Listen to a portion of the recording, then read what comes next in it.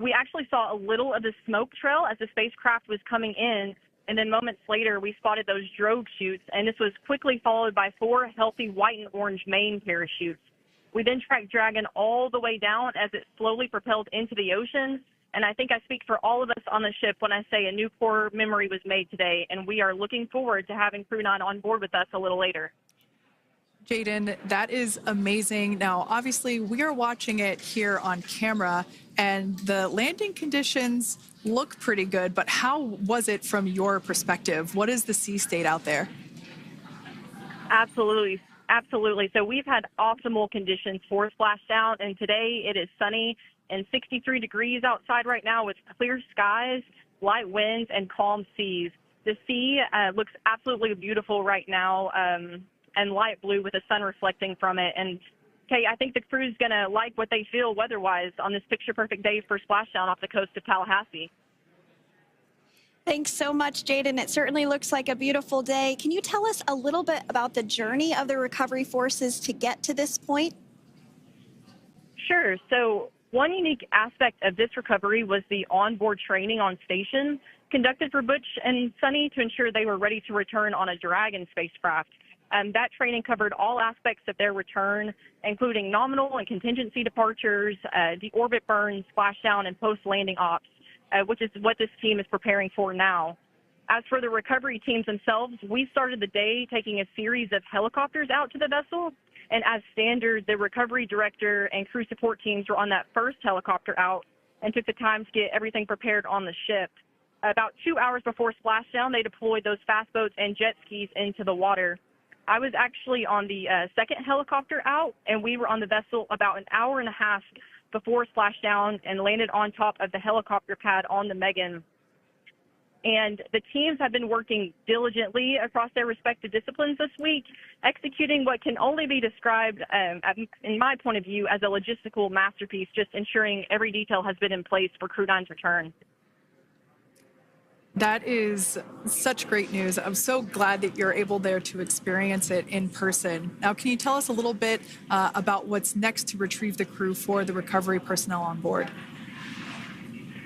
Yeah, Kate. So coming up next, Dragon will be hoisted into the on-deck translation system, or the nest, at the aft end of the ship, and then will be translated pretty quickly towards that egress platform. We'll perform another series of safety checks as final precautionary measures just to make sure there are no hypergolic vapors present before opening that side hatch. And then once that side hatch of the spacecraft is open, the crew will be assisted out of the capsule one by one from NASA and SpaceX. Freedom, SpaceX, ComCheck. Freedom's got you loud and clear. Thanks, Nick. I've got you loud and clear as well. We have completed our forward link transition. Copy.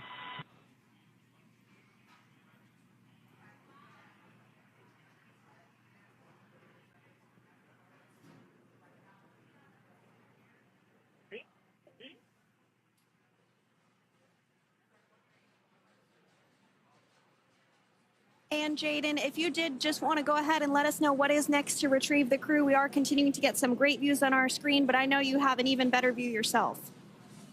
Oh, yeah, Sandra, this view is absolutely unbeatable. So just to kind of finish off what I was saying is once that side hatch of the spacecraft is open, that crew will be assisted out of the capsule one by one from NASA and SpaceX medical personnel, where they will then head to the med bay. And after those medical checks, they will get on that first helicopter out and arrive at the airport, where they will then board a NASA plane and then head back to Houston, Texas at the Johnson Space Center to begin their post-flight period. And we're eager to see the Crew 9 astronauts back on Earth, and we'll keep you updated on every moment of this process. With that, I'll toss it back over to you guys at Hawthorne.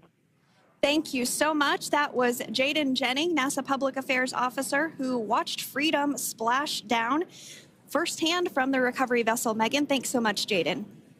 So we are continuing to get these great views on our screen here of Freedom. As we mentioned, it splashed down at 2:57 p.m. Pacific time off the coast of Tallahassee, Florida. The recovery personnel are continuing to step through procedures to hoist Dragon onto the recovery vessel Megan there, which is now coming into view. You can see just how close Megan is at this point, and that's that helicopter pad that Jaden was just discussing, where the crew will fly off of onto the coast of Florida, and then eventually they'll fly back to Houston. Just underneath that helicopter pad is that translation deck where we will see the nest once it is loaded up with the Dragon spacecraft on board. The nest will be translated to the forward end of the recovery vessel, and that is where our Crew 9 team members will egress from the Dragon spacecraft. Now, here on your screen, we can see dolphins, actually, who want to come and play with Dragon. Now, one of the fast boats there in place, working to assist the recovery team member. It's incredible. I just love these views. We really see them even better in daytime, but just seeing the recovery team work in tandem to step through each step, to step through each operation. Obviously they're getting quick assists from the honorary part of the recovery team, those dolphins in the water there. Now, the recovery team member that is crawling around the Dragon spacecraft. Earlier we saw a view where it was like a spider monkey pose. We can see that individual now standing in the bucket where the main parachutes were stored while Dragon was on orbit. Obviously, those main parachutes were utilized for splashdown today. They were deployed and cut from the Dragon capsule, and one of the other fast boats of the recovery team working to pull those out of the water. Now, the recovery team member that is there working on top of the Dragon capsule. Earlier, we saw that person performing safety checks. Now we can see some harnessing being placed around the capsule. This harnessing is what will be used to lift the Dragon capsule out of the water and onto the recovery vessel. Wow, we got a cute little pod of dolphins. It wasn't just one or two.